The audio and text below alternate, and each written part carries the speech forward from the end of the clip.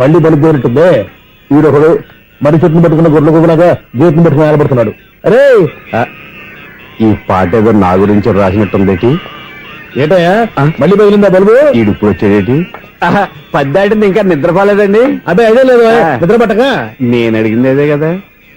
ఏటయ్యా gate లోంచి బయటకు చూస్తావు? గేట్ లోంచి ఎవరన్నా వచ్చేస్తారేమో అని.